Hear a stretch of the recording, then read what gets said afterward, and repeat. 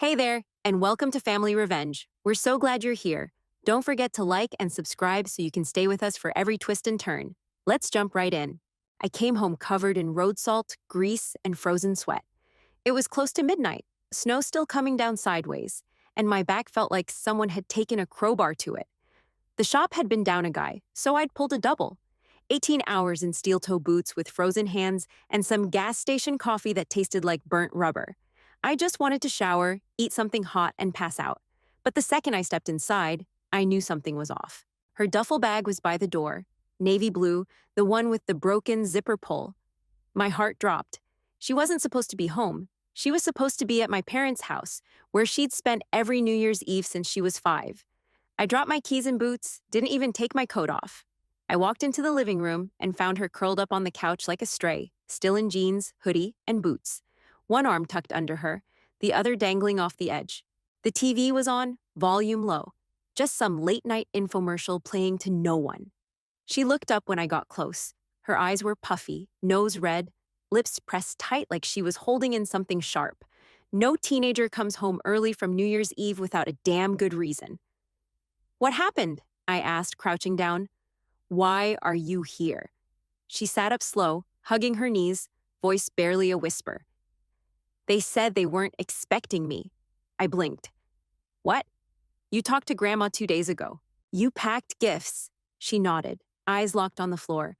"I got there a little after 6. Angie and her family were already there. Grandpa came out and said there wasn't a seat left at the fire pit. Said I should have called first." I stared at her, waiting for the part where this turned into a misunderstanding. It didn't. Quick note: before listening, share which city or country you're watching from. "You came all the way back?" I asked. "I didn't know where else to go," she said. "I didn't want to bother you at work." I spotted the empty tea mug on the coffee table. Next to it, a paper towel with half a frozen burrito on it, barely touched. "You didn't eat?" I wasn't hungry anymore. I wrapped my arms around her and pulled her into my chest. She didn't cry, didn't talk, just let me hold her. My kid. Shut out by her own grandparents like she was some kind of afterthought. I held her tighter. My coat was still soaked, my legs were shaking, but I didn't move. And I didn't say a word. Once she finally dozed off, curled under the throw blanket in the living room, I made myself a cup of coffee I didn't want and sat in the kitchen, staring at the goddamn burrito. It was still sitting there, on that stupid folded paper towel, cold and rubbery. She'd taken maybe 2 bites before giving up. And next to it, a Ziploc bag of her homemade trail mix, the one she made every year with dried cranberries, white chocolate chips, and those little cinnamon pretzels her grandfather liked. She'd packed it just for him. She wore his old army hoodie too, the brown one he gave her when she was 10 and she refused to stop wearing after he told her she was his favorite grandkid. I used to think he meant it. I really did. She had gift bags labeled for every person: her cousins, my sister, my mom. I saw the tissue paper sticking out of her duffel bag earlier. She planned it all. She cared, and they made her feel like a damn inconvenience. That's what burned. I sipped the coffee, and it tasted like metal. The kitchen light buzzed faintly, the fridge kicked on, and everything around me just felt stupid, like the kind of quiet that makes your ears ring. I sat there, trying not to remember, but my brain didn't give a damn what I wanted. Growing up, I was the quiet one, not shy, just always thinking, reading things I shouldn't, asking questions at the wrong time. I got labeled early. Too serious, too stubborn, too much like her father's side. What they meant was, I didn't fit. My family owned a construction supply business in Albany, had for 3 generations. My mom worked the books, my dad ran the yard, Angie handled customer service when she wasn't off being the star of something. I worked there one summer after high school and nearly lost my mind. I loved engines, grease, how machines worked. So I went to trade school instead of staying in the family circle, and that was the beginning of the end. My mom cried when I told her. My dad said, "That's not a job for a girl." "Angie?" She smiled, tilted her head, and said, "So what happens when you break a nail?" I should have said something back then, but I didn't. Instead, I kept my head down, built my life. I married Evan. We had our girl. I opened a little repair shop in Shroon Lake with a buddy from school. Angie stayed close to home and gave birth to their golden ticket, Olivia, blonde, bubbly, cheerleader smile, National Honor Society, Instagram perfect. Everything my daughter was not. And for years, I tried. I swallowed crap I shouldn't have. Holidays, birthdays, barbecues, I showed up. When my dad messed up the taxes on the house, I paid them off. When Angie's business flopped in 19, I helped cover the debt. When my mom needed a new furnace, I wrote the check. No one said thank you, not once. But I didn't do it for thanks. I did it because I thought maybe it would change something. Maybe they'd finally see me, not just as the one who left, but as someone who gave a damn. But now they'd gone after her. They didn't forget. They didn't run out of space. They turned her away. My kid, my daughter, who packed snacks and gifts and wore that old hoodie just to make Grandpa smile. And they slammed the door in her face like she was nothing. Number. This wasn't just them being clueless or busy or tired. This was intentional. A message. I drained the last of the coffee, set the mug down a little too hard, and stared at that cold burrito one more time. I didn't cry, I didn't scream, but I felt something settle in my chest, low and heavy, like steel sliding into place. They made their choice, and I was about to make mine. The coffee machine sputtered as the sun cracked through the kitchen blinds. Evan came in a little after 7, coat dusted with snow, face flushed from the cold. He set his thermos down, looked around, then spotted her jacket still hanging by the door. "She home?" he asked, voice low. I nodded toward the couch. He walked over and just stood there for a second, staring at our daughter wrapped in the blanket, mouth slightly open, one arm draped off the edge. She didn't even stir. I didn't say anything, just waited. He sat down on the edge of the couch, reached over and brushed her hair back. His shoulders dropped. After a few quiet minutes, he stood and walked back into the kitchen. "She looked like that when you got home?" he asked. I nodded once. He poured himself a cup of coffee and leaned against the counter. No sugar, no milk, just black and steaming. What happened? So I told him everything. How they turned her away, what they said, what they didn't say. That she drove all the way back in the dark and microwaved a burrito alone. I laid it all out straight without softening a single thing. He didn't interrupt, didn't nod, just stood there, holding the mug like he was afraid it'd crack in his hands. After a long pause, he asked, "So, what now?" I didn't answer. I pulled my laptop over and opened a blank document. "What are you doing?" "Writing a letter." His eyebrows twitched. "To who?" I didn't look up. "You already know." I didn't have a speech prepared. No outline, just fingers moving and everything that had piled up over the years rushing out all at once. I wrote about being 17 and told I wasn't cut out for tools. About how Angie used to tell boys in school I was into girls just to mess with me. About Dad laughing in my face when I showed him my acceptance letter to Hudson Valley's automotive program. I wrote about how they'd guilted me into staying close when Evan got offered a job in Virginia. How Mom cried about missing her granddaughter, but forgot her birthday 3 years in a row. I wrote about the furnace, the taxes, Angie's business loan, every dollar, every favor. How they never said thank you. How they never invited us unless they needed something. How I kept showing up anyway, hoping it'd change. I wrote about my daughter. About how they called her moody, awkward, just like her mother. Like that was an insult. How they always had a story about Olivia's grades, but never asked what my girl liked to read or build or dream about. And how, on New Year's Eve, they looked her in the face and turned her away. No seat at the fire pit. I wrote that line twice. When I finished, I read it once. No edits, no softening. Evan stood behind me, hand on my shoulder. Didn't say a word. I printed it, sealed it. Wrote one word on the envelope. Enough. I held it in my hands and felt the weight of it. Not the paper. The years. I looked at Evan. "You sure?" he asked. I was. I didn't say it out loud, but he saw it in my face. He took the envelope, nodded once, and walked over to place it by the keys. It wasn't rage. It was clarity. They made my daughter feel invisible. That was the line. And I was done pretending it hadn't been crossed. We left just after 7 before the sun was fully up. The sky had that pale, washed-out blue color that always made winter mornings feel colder than they actually were. The roads were slick and uneven, salt barely doing its job. Evan drove slow, both hands tight on the wheel. We didn't say much, just the sound of the heater fighting the cold and the occasional rattle of ice chunks in the wheel wells. The letter sat between us on the center console. One white envelope, one word on it. Felt like a fuse. Their house sat at the end of a dead-end road in West Albany. A half-renovated colonial I bought for them in '08 after Dad wrecked his back and couldn't work full-time anymore. I fixed the plumbing, replaced the roof, even paid off the second mortgage when they fell behind. They hadn't put a dime into it since. When we pulled up, the porch light was still on. No lights inside. A Christmas wreath was hanging crooked on the door, faded red bow flapping in the wind. I got out first. Evan stayed behind the wheel but didn't turn off the engine. I walked up the front steps slow, boots crunching against the ice patches, and slid the envelope under the screen door. That should have been it. I turned to leave, didn't look back. I got maybe halfway down the steps when I heard the door creak open behind me, then Mom's voice, sharp and high-pitched. "What the hell is this?" I stopped. Evan opened his door but didn't get out, just watched.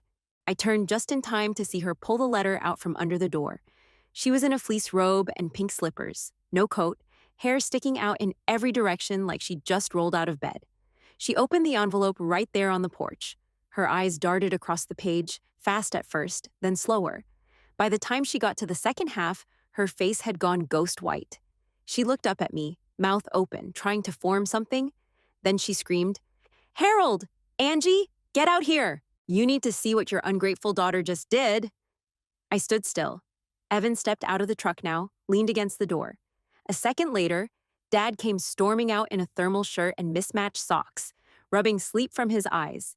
Angie followed right behind, in yoga pants and a full face of makeup like she'd been waiting for a stage cue. "What's going on?" Dad asked, looking at the envelope in Mom's hand.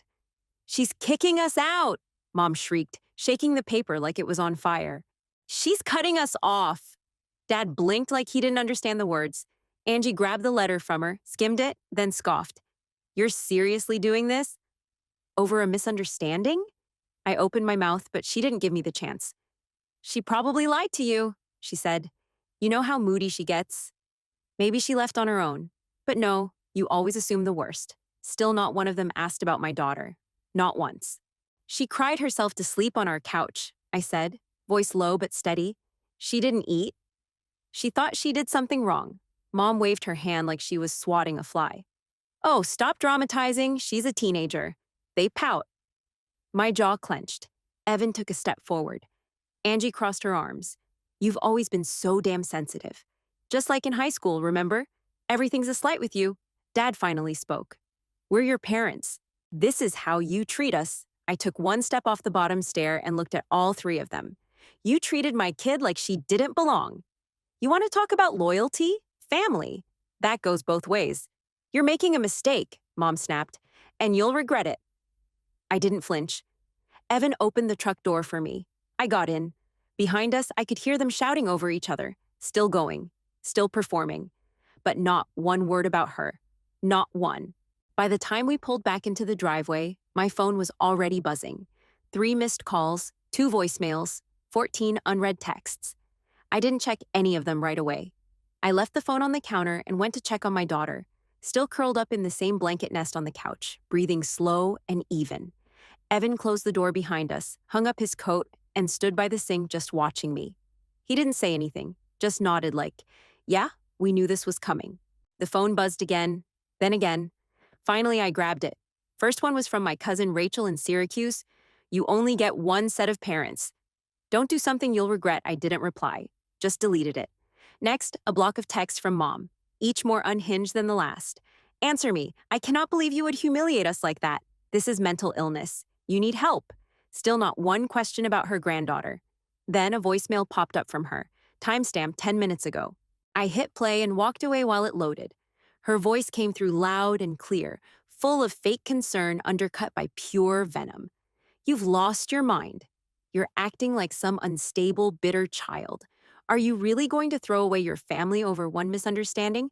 What kind of mother does this? What kind of daughter?" I stopped it halfway through. I knew that tone.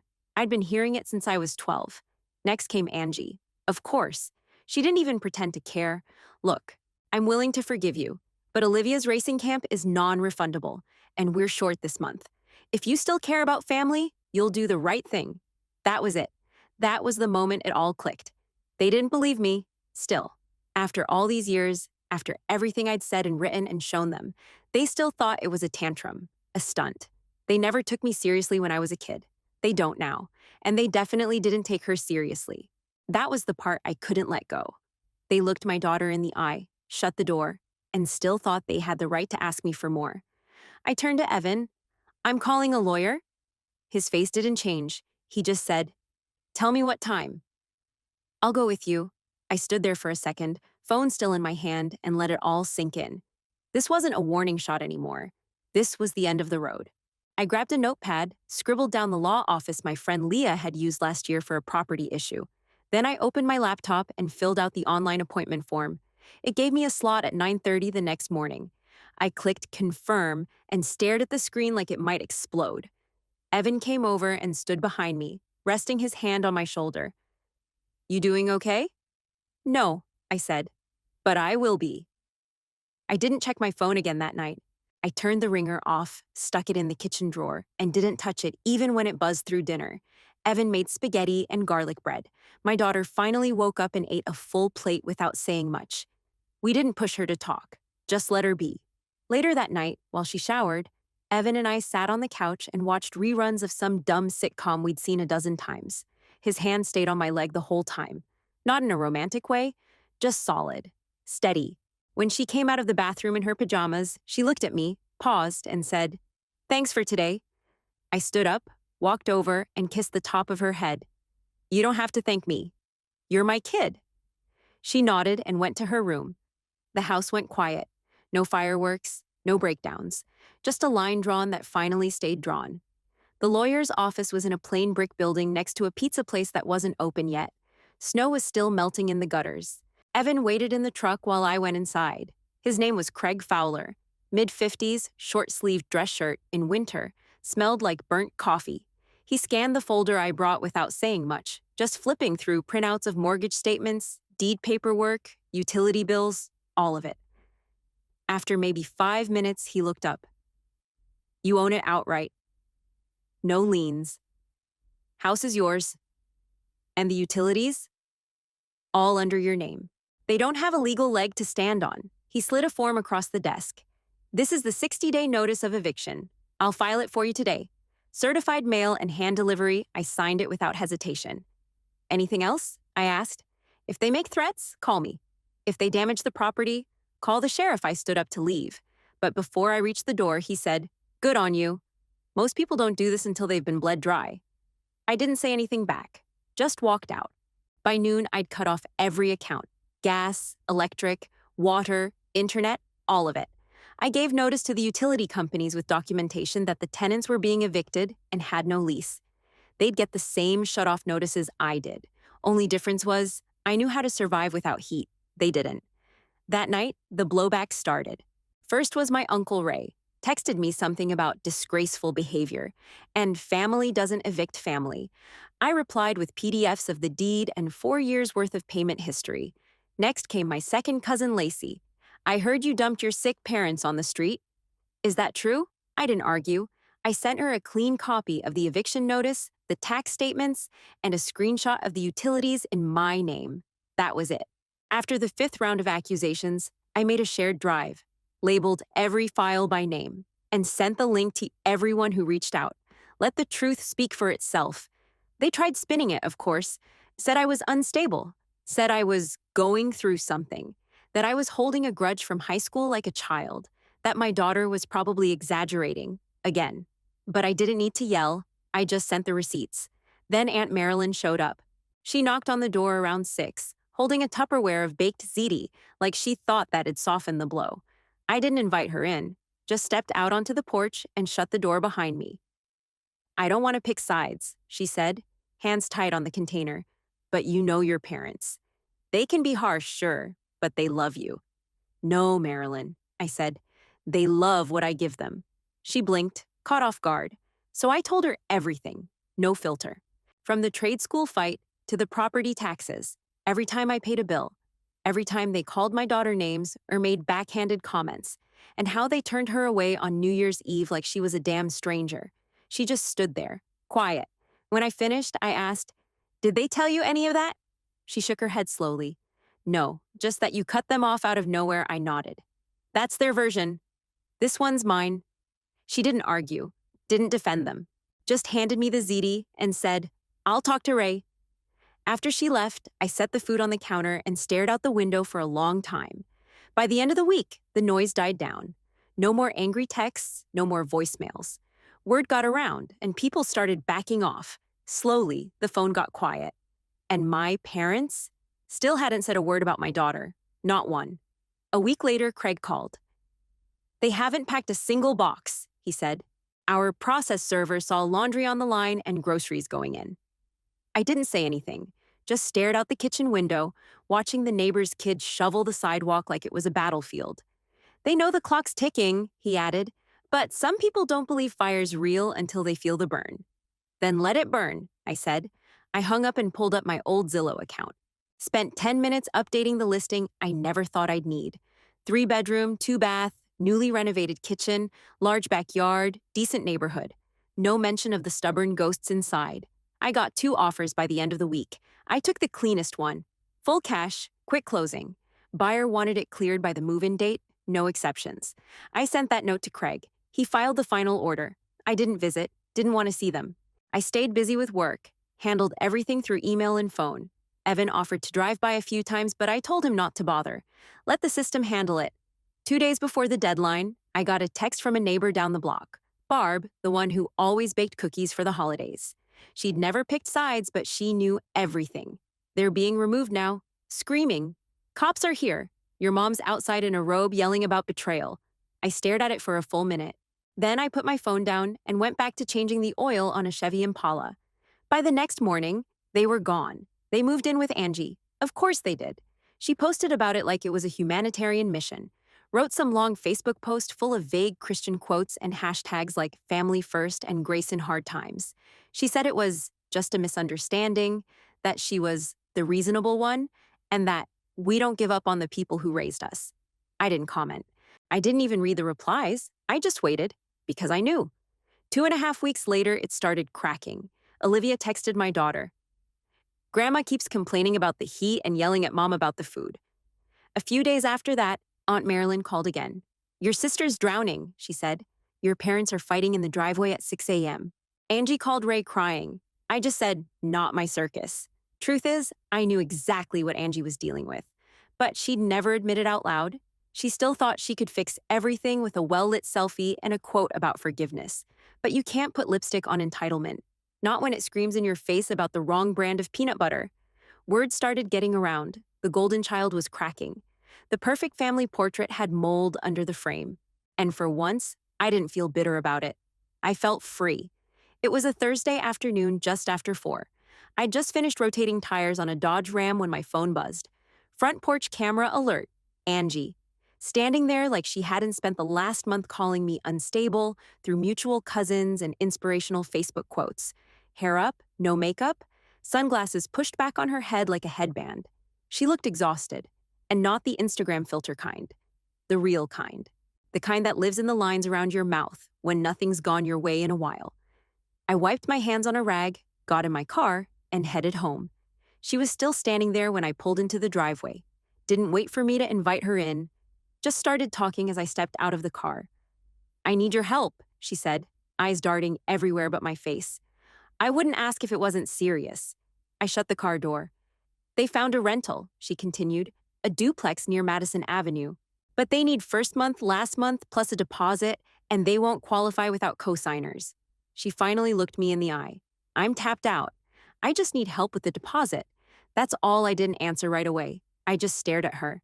Then I said, "You stood there while they humiliated my kid." Angie blinked like she didn't expect that right out of the gate.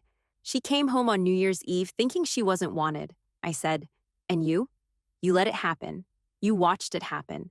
And you said nothing." Angie's voice went soft. "I didn't know they were going to. You knew exactly who they were. You always have." She shifted her weight. "They're old, okay? They say dumb things sometimes, but..." "No," I cut in. "This wasn't a slip. This wasn't old people being weird. They made a choice. You backed it." She was quiet then. "You're punishing them." "And me? You want to talk punishment?" I said, stepping closer. "My daughter was in tears on our couch while you were roasting marshmallows with Olivia, and I didn't get a single call. Not from you, not from them." Angie's jaw tightened. This isn't about her anymore. It's about what's right. No, I said. This is about consequences. You all forgot what those look like. She took a slow breath. So you're saying no? I'm saying hell no. She opened her mouth again, probably to guilt trip me. But nothing came out. Maybe she saw it on my face. Maybe she finally realized I wasn't bluffing this time. She looked down at the porch boards, then back at me. Fine. She turned and walked off. Didn't slam the door. Didn't throw a fit. Just walked down the steps and drove off. A week later, Barb from the old neighborhood messaged me on Facebook. Heard they're in that beat-up complex by the gas station. Rent's cheap, place smells like mildew. Your dad was yelling at the manager in the parking lot yesterday. Whole block heard him. I didn't respond. Another cousin sent a screenshot from one of Angie's recent posts.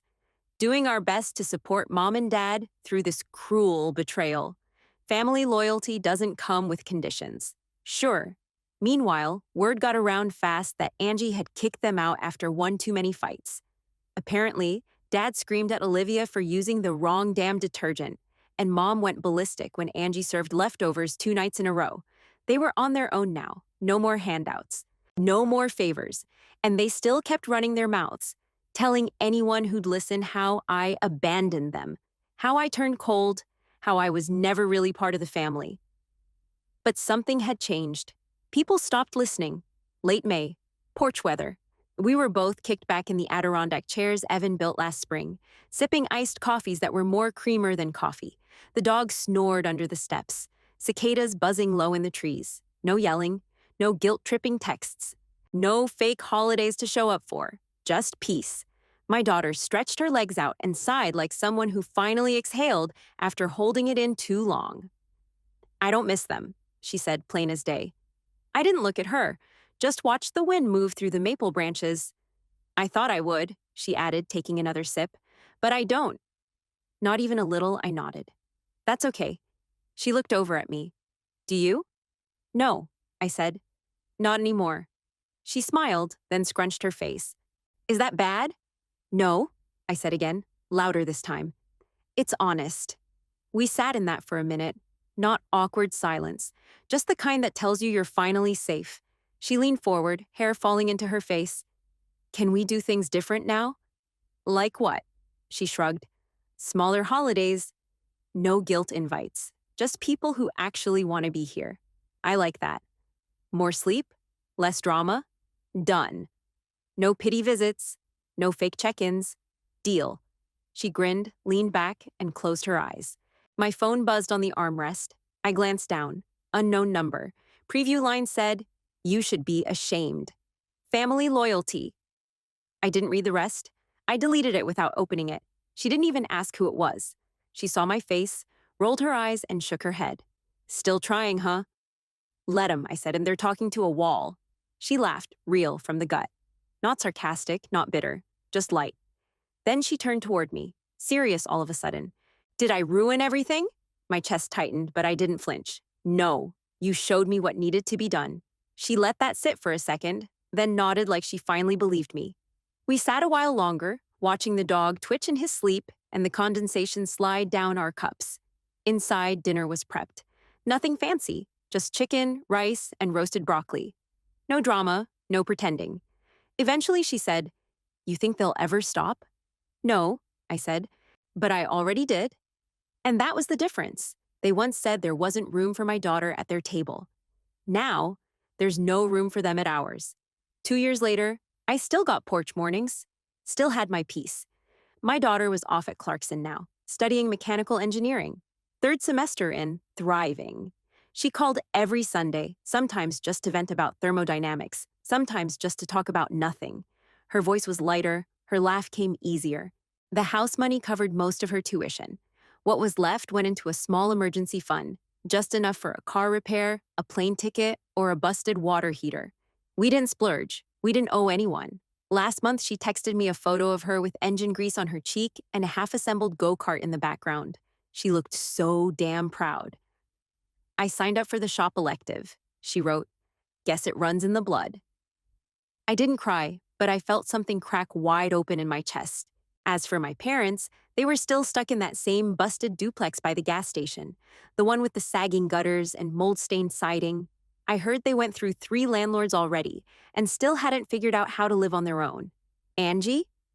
She distanced herself the second they became inconvenient again.